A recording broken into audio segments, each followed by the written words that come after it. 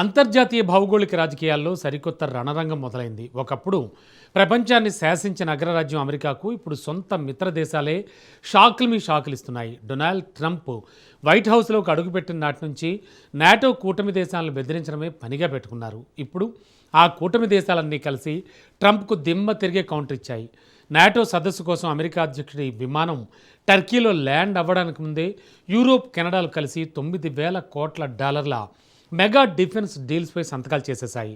America గుత్తాధిపత్యానికి చరమగీతం పాడుతూ తమ సొంత సైనిక సామర్థ్యాన్ని పెంచుకునేందుకు సిద్ధమైపోయాయి.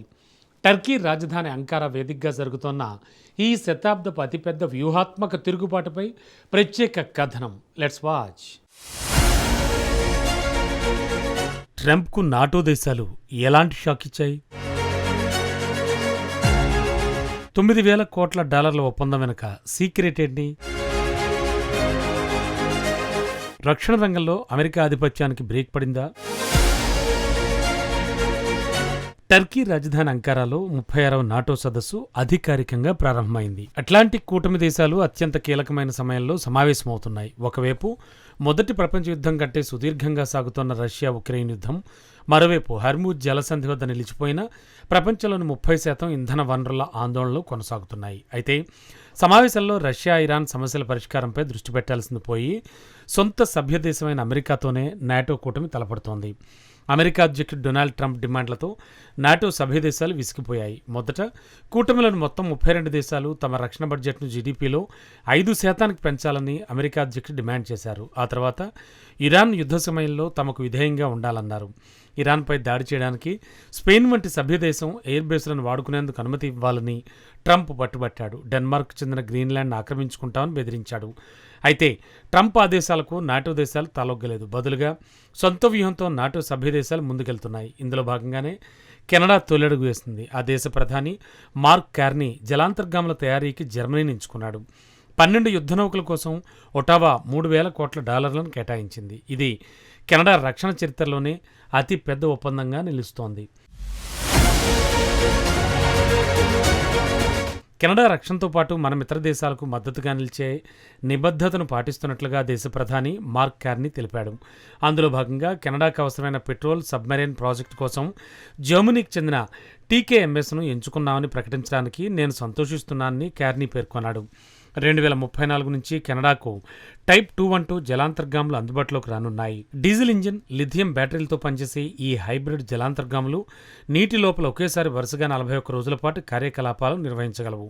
డొనాల్డ్ ట్రంప్ మళ్లీ వైట్ హౌస్లోకి అడుగుపెట్టినప్పటి నుంచి అమెరికాకు అత్యంత సన్నిహిత మిత్ర దేశాలను తీవ్ర ఇబ్బందులకు గురిచేస్తున్నాడు. మొదట యూరోప్ వైన్, అలాగే కార్లపై కూడా భారీగా సుంకాలు విధించడంతో ట్రంప్ నుంచి ఇబ్బందులు మొదలయ్యాయి. మరోవైపు ఈ జలాంతర్గామ ఒప్పందం కెనడా, జర్మనీ దేశాల మధ్య ద్వైపాక్షిక సంబంధాలతో పాటు యూరోప్తో మరింత సన్నిహితంగా మారుతుందని జర్మనీ తెలిపింది. నాటో సదస్సు ప్రారంభానికి ముందు డీల్ కుదిరిందని బెర్లిన్ తెలిపింది. అట్లాంటిక్ అవతలి దేశాలు, యూరోప్ దేశాల మధ్య సహకారానికి సబ్మెరైన్ డీల్ బలమైన సంకేతమని బెర్లిన్ స్పష్టం చేసింది. ఇక రాబోయే దశాబ్దాల పాటు ఉత్తర అట్లాంటిక్ ప్రాంతంలో కెనడా, జర్మనీ, నార్వే దేశాలను భాగస్వాములుగా బంధించే ఒక వ్యూహాత్మక చొరవ ఇది. 36వ సదస్సు ప్రారంభమైన తరుణంలో నాటో కొన్ని కీలక రక్షణ ఒప్పందాలను ప్రకటించింది. యూరోప్ రక్షణ తయారీదారులపై నాటో నిబద్ధతను కూటమి సెక్రటరీ జనరల్ మార్క్ రూటే పునరుద్ఘాటించాడు. ఇందులో భాగంగా మొదట ఎయిర్బస్ A400 విమానాలతో కూడిన భారీ రవాణా విమానాల దళం ఏర్పాటు చేస్తున్నట్లు తెలిపాడు. ఆ తర్వాత 10 ఎయిర్బోర్న్ వార్నింగ్ కంట్రోల్ సిస్టమ్స్ ఆర్డర్స్ను కూడా ప్రకటించాడు. ఈ విమానాలను అవాక్స్ అని కూడా పిలుస్తారు. ఈ మెగా ఆర్డర్ను స్వీడన్ దక్కించుకుంది. దీంతోపాటు ఎయిర్బస్ A400M విమానాలపై దృష్టి సారిస్తూ సభ్యదేశాలు ఒక కొత్త బహుళ జాతీయ ప్రాజెక్టును కూడా ప్రారంభిస్తున్నాయి. ఇది ప్రపంచ స్థాయి వ్యూహాత్మక ఎయిర్ లిఫ్ట్ సామర్థ్యంగా నాటో చెబుతోంది. A330 MRT, A400 విమానాలు నాటో కూటమికి అత్యంత సామర్థ్యం గల 2 బహుళ జాతీయ వైమానిక దళాలను అందిస్తాయి. దశాబ్దాలుగా నాటో కూటమికి ఆకాశంలో కళ్లుగా వ్యవహరిస్తోన్న E3 అవాక్స్ విమానాల దళంపైనే ఈ కూటమి ఆధారపడుతూ వస్తోంది. ఉత్తర నార్వే నుంచి టర్కీ వరకు వీటిని నాటో మోహరించినట్లు రూటే తెలిపాడు. E3 అవాక్స్ ఎంతో అద్భుతంగా సేవలందిస్తున్నట్లు నాటో చీఫ్ చెప్పుకొచ్చాడు. E3 అవాక్స్ విమానాల జీవితకాలం ముగింపు దశకు చేరుకున్న విషయాన్ని రూటే గుర్తు చేశాడు. అందుకే వాటి స్థానంలో గరిష్టంగా 10 శాబ్ గ్లోబల్ ఐ విమానాలను కొనుగోలు చేయనున్నట్లు నాటో చీఫ్ వివరించాడు. అయితే ఎయిర్బస్ A400 ప్రత్యేకతలు ఏంటి అసలు? ఎస్. ఎయిర్‌బస్ ఏ400 వ్యూహాత్మక రవాణా విమానం. ఇది 4 శక్తివంతమైన ప్రొపెల్లర్ ఇంజిన్‌తో నడుస్తుంది. ట్యాంకులు, హెలికాప్టర్లు, సైనిక బలగాలతో సహా దాదాపు 37 టన్నుల బరువున్న రక్షణ సామాగ్రిని ఇది మోసుకెళ్లగలదు. ఎటువంటి లోడ్ లేనప్పుడు పూర్తి ఇంధన ట్యాంక్‌తో ఈ విమానం 8,000 కిలోమీటర్ల కంటే ఎక్కువ దూరం ప్రయాణించగలదు. అత్యధిక బరువుతో ఉన్నప్పటికీ రీఫ్యూలింగ్ అవసరం లేకుండా ఏకధాటిగా 3,000 కిలోమీటర్ల కంటే ఎక్కువ దూరం ప్రయాణించగల సామర్థ్యం ఎయిర్‌బస్ ఏ400కు ఉంటుంది. యూరోప్ ఇప్పటికే ఇలాంటి 130 విమానాలను నడుపుతోంది. ఇప్పుడు మరిన్ని అవాక్స్ విమానాలు కొనుగోలు చేస్తోంది. అయితే యూరోపియన్ నాటో సభ్య దేశాలు కోరుకుంటున్న ఏకైక వ్యూహాత్మక విమానం ఇది మాత్రమే కాదు. 10 గ్లోబలై విమానాల కోసం కూడా ఆర్డర్స్ వచ్చాయి. వీటిని స్వీడన్కు చెందిన శాబ్ సంస్థ తయారు చేయనుంది. గ్లోబలై విమానాలు ఆకాశంలో ప్రయాణించే ఒక కమాండ్ సెంటర్ లాంటివి.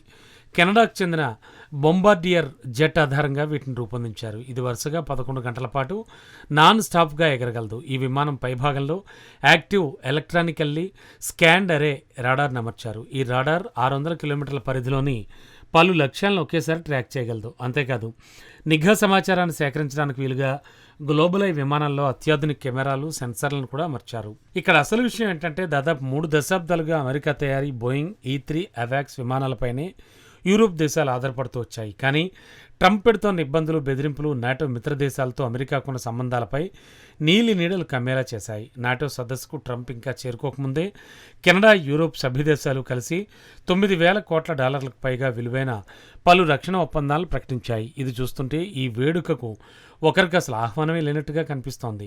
యూరోప్, కెనడా దేశాలు ఇప్పుడు అమెరికా వైపు చూడడం మానేసి తమ సొంత సైనిక పారిశ్రామిక వ్యవస్థను అభివృద్ధి చేసుకుంటున్నాయి. నేటి భౌగోళిక రాజకీయాల్లో నాయకుడిపై ఉన్న అసంతృప్తి లేదా పంతం అనేది ఎంతటి బలమైన ప్రేరకంగా మారుతుందో ఈ పరిణామాలు మరింత స్పష్టం చేస్తున్నాయి. ఒకప్పుడు అమెరికా ఆయుధాల వైపే ఆశగా చూసిన యూరోప్, కెనడాలు ఇప్పుడు తమ దారి తాము చూసుకుంటున్నాయి. ట్రంప్ అహంకారానికి, ఆయన విసిరే బెదిరింపులకు భయపడే కాలం ముగిసిందని ఈ $9,000 కోట్ల ఒప్పందాలతో నాటో కూటమి స్పష్టం చేసింది. అమెరికా ఫస్ట్ అంటూ ట్రంప్ విర్రవీగితే తమ రక్షణే మాకు ఫస్ట్ అంటూ మిత్ర దేశాలు పంతానికి దిగాయి. అమెరికా తయారీ బోయింగ్ విమానాలను పక్కన పెట్టి స్వీడన్, జర్మనీల వైపు అడుగులు వేయడం భవిష్యత్ ప్రపంచ రాజకీయాల్లో రాబోయే పెను మార్పులకు సంకేతం. డొనాల్డ్ ట్రంప్ తెచ్చిన చికాకులే ఇప్పుడు యూరోప్ను ఒక స్వయం సమృద్ధ సైనిక శక్తిగా మారుస్తున్నాయి. మరి అంకారా వేదికగా మిత్ర దేశాలు వేసిన ఈ వ్యూహాత్మక దెబ్బకు సదస్సులో అడుగు పెట్టబోతోన్న డొనాల్డ్ ట్రంప్ ఎలా స్పందిస్తూ చూడాలి మరి.